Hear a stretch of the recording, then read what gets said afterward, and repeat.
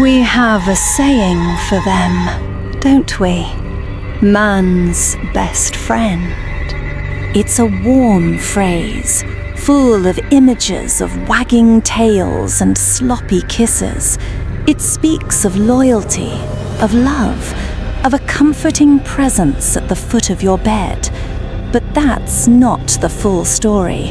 It's not even the most important part. Because when the normal world peels back, when the things from nightmares step into the light, they become something else entirely. They become guardians, protectors, and they will sacrifice everything to save the ones they love.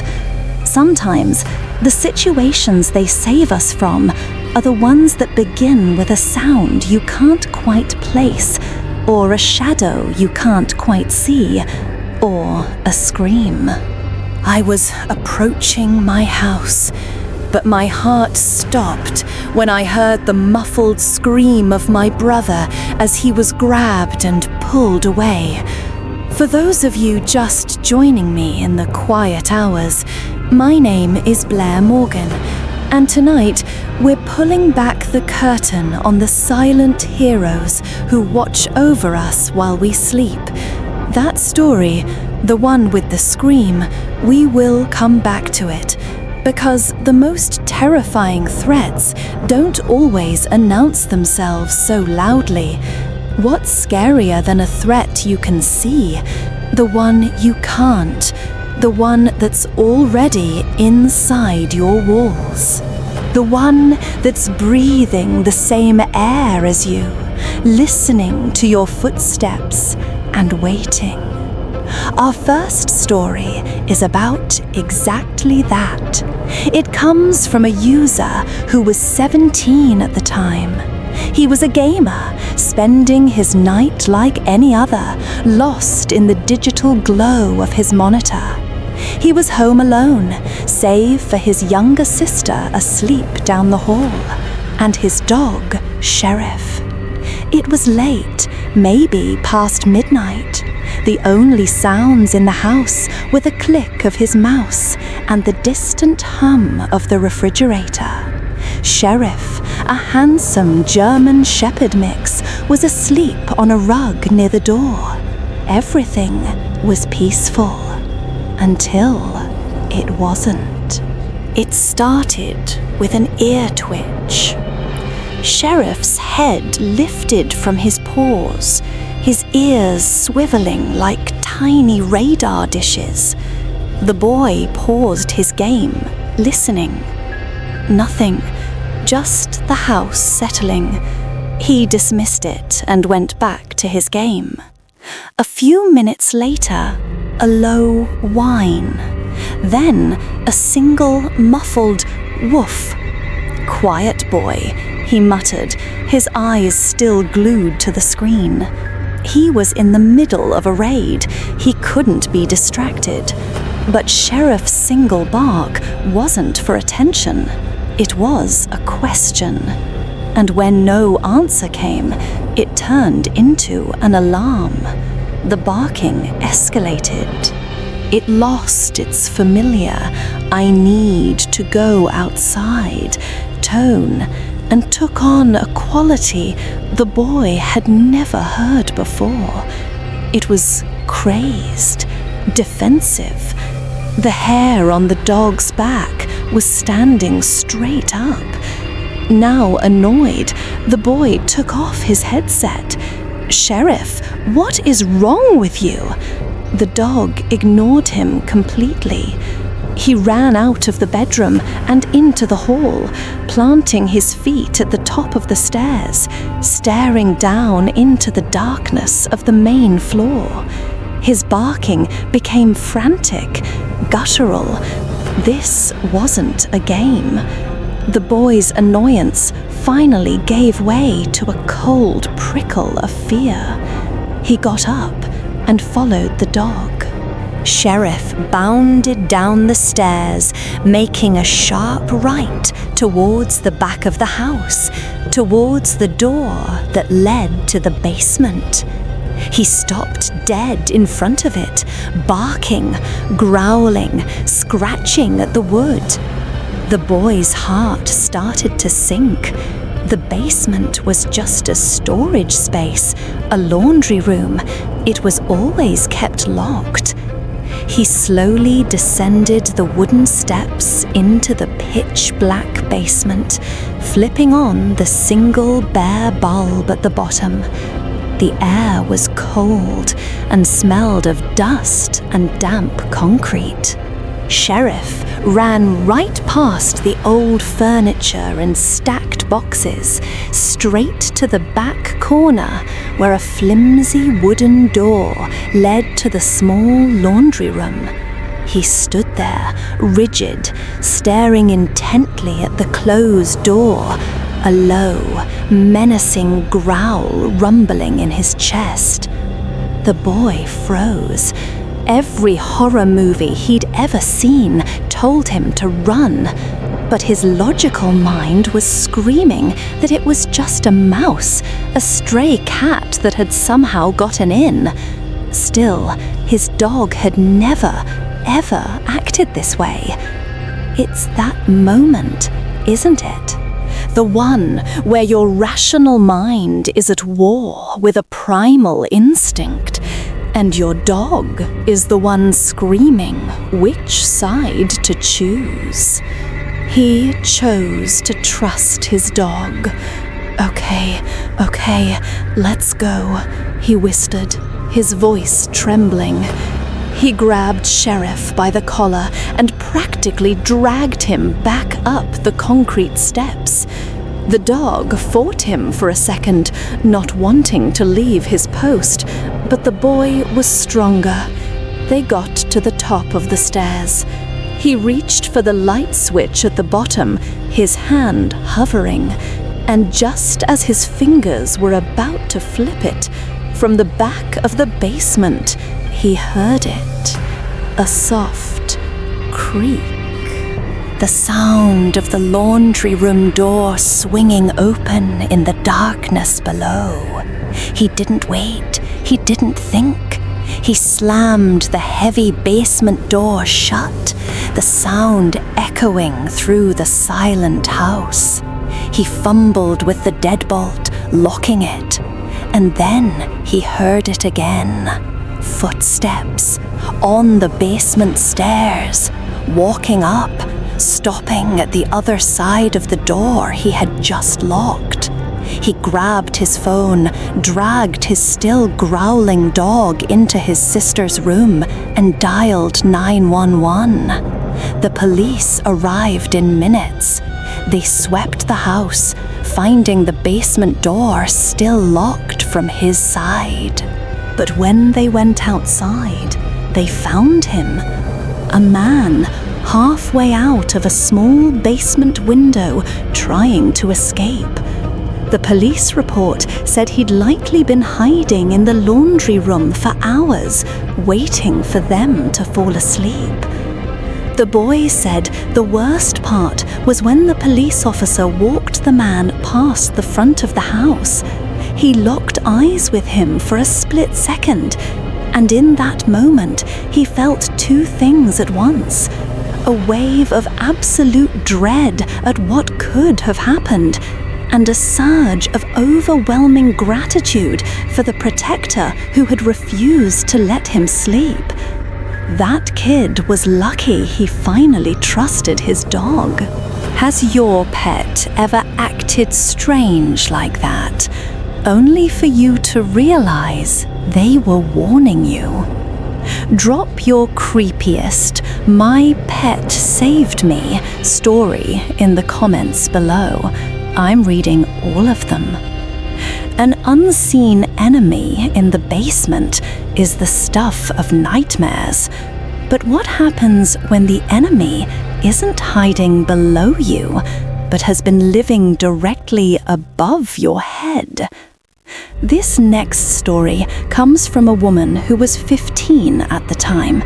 It's about her dog, Mandy, a Beagle mix she described as the sweetest dog on the planet. A dog who loved belly rubs and hated baths, a dog who, in her words, wouldn't harm a fly. That changed one night. She was in her bedroom, trying to fall asleep.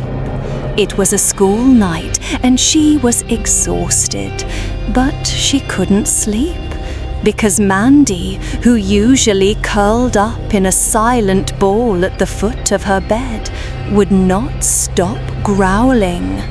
It was a low, quiet rumble, just loud enough to be annoying. She'd push the dog with her foot.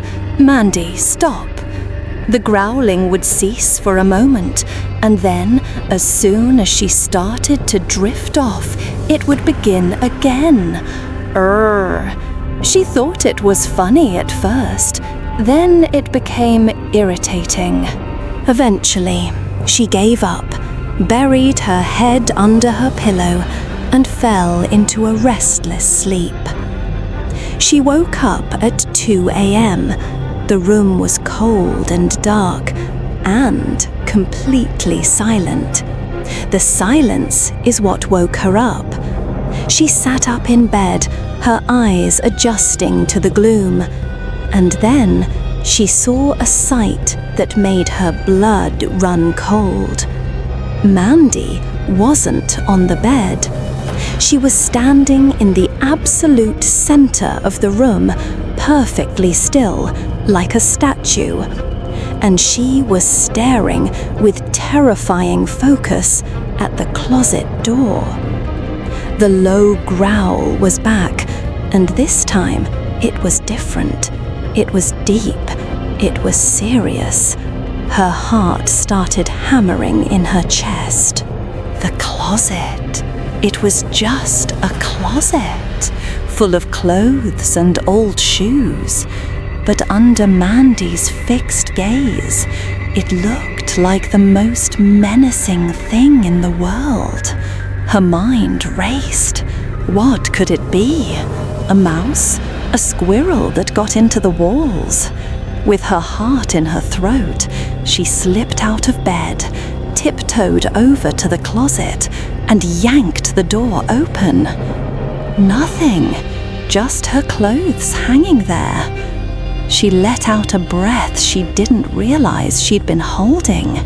It was nothing. Her dog was just being weird. But as she went to close the door, her eyes caught something. In the back of the closet, there was a small, square panel, the access door to the tiny attic space that ran above her room, and it was cracked open, just a sliver. It was never open. She stared at it, her mind refusing to connect the dots. The dog growling, the door ajar. It was impossible. She ran from the room and got her dad. Her dad was skeptical, groggy with sleep. "Honey, it's nothing. Go back to bed." "No, Dad, please. Mandy won't stop, and the attic door is open." He sighed, the sigh of a tired parent, but he followed her back to the room. When he saw Mandy, still frozen in the same spot, still growling at the closet, his expression changed. He saw it too. This wasn't normal. "Stay here," he said, his voice now firm. He walked to the closet, pulled open the small access panel, and peered into the darkness of the attic. For a moment, there was nothing, just silence. And then he screamed, a raw, terrified scream. Sounds of a struggle erupted from the closet, the crash of shattering glass. Her dad screamed again, "Call 911!" And then the closet door exploded open. It wasn't her dad, it was a man, a giant. He must have been 6'5", a silhouette that blotted out the light from the hallway, a shape so tall it had to stoop to get through the closet door. And in his hand, Something heavy, something metallic, a hammer. He scrambled out of the closet and ran past her, heading for the bedroom door for escape.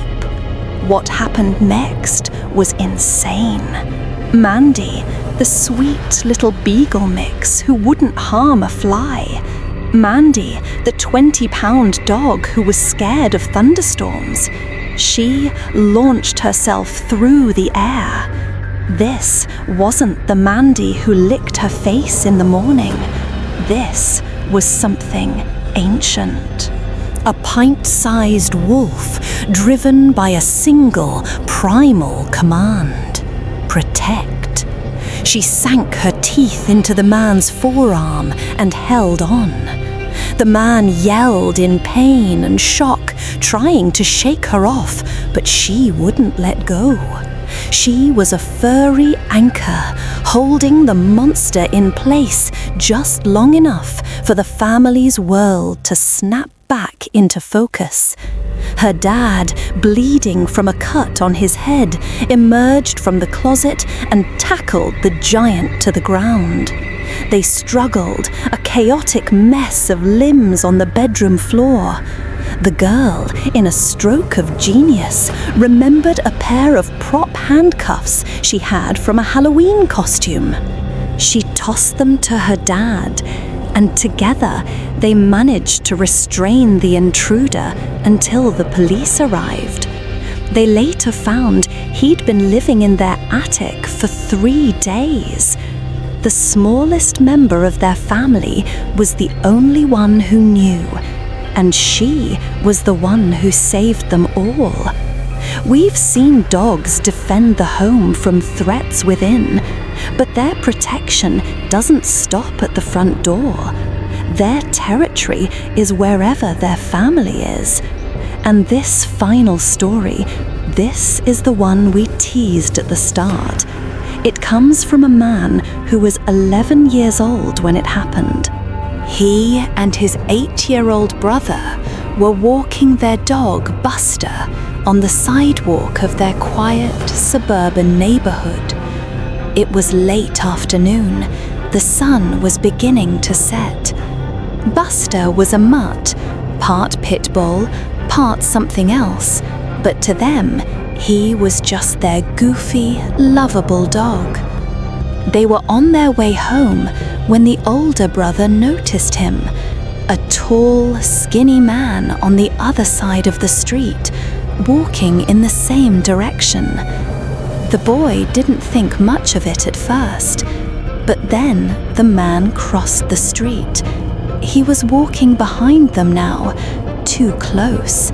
A feeling of unease settled in the boy's stomach. He picked up the pace, pulling his younger brother along. "Walk faster," he hissed. They walked faster. The man's footsteps got closer. The boy's heart started to pound. He risked a glance over his shoulder. The man was right there, just a few feet away, with a strange, fixed smile on his face. And then the moment of absolute terror. He didn't see it happen, he heard it. The muffled scream of his 8-year-old brother. He turned, and his world stopped. The man had grabbed his little brother from behind, one hand clamped over his mouth, and was pulling him away off the sidewalk towards a parked van. The 11-year-old froze, a scream trapped in his throat. He couldn't move. He couldn't think. Buster could. Before the boy could even process what was happening, Buster transformed. 1 second, he was a happy dog on a walk. The next, he went, in the narrator's words, like a rabid dog. He let out a roar that didn't seem possible from an animal his size. He didn't just pull on the leash, he ripped it out of the boy's hand with a violent snap. and in a blur of fur and muscle, he launched himself at the kidnapper. He didn't go for the arm, he went for the leg. Buster sank his teeth deep into the man's calf. The man screamed, a real scream this time, one of pure agony and surprise. He let go of the little brother, who scrambled away, crying. The man tried to kick Buster off, but the dog held on, shaking his head, tearing. Blood started to drip down the man's leg, dark spots appearing on the concrete sidewalk. The man's screams alerted the neighbors. A front door opened. A man yelled, "Hey, what's going on over there?" The attacker, now limping badly, finally shook Buster loose and hobbled away, disappearing around the corner. The neighbor rushed out. The police were called. They caught him a few blocks away, thanks to the trail of blood and the clear description from the neighbor. When the chaos subsided, one of the police officers came over to the two boys, who were huddled together, petting a now calm Buster. The officer knelt down, looked them in the eye, and then looked at their dog. He gave a small, respectful nod. "Your dog," he said, "is a hero." The narrator's final thought on the matter was simple, but we already knew that. A hero. It's a simple word, but it contains the entire universe of what happened on that sidewalk. The terror, the bravery, and the unconditional love that looks a monster in the eye and doesn't flinch. A basement intruder, an attic monster with a hammer, a kidnapper on the street. 3 different nightmares with one incredible, unwavering hero, the family dog. These stories and thousands like them prove that they are more than just our best friends. They are our guardians, equipped with an intuition we may never fully understand, and a love that asks for nothing in return. If these stories touched you, if you've ever felt that silent bond with an animal, do me a small favor and press that like button. And if you want to join me again for more real stories from the shadows, make sure you subscribe. I'll be waiting for you.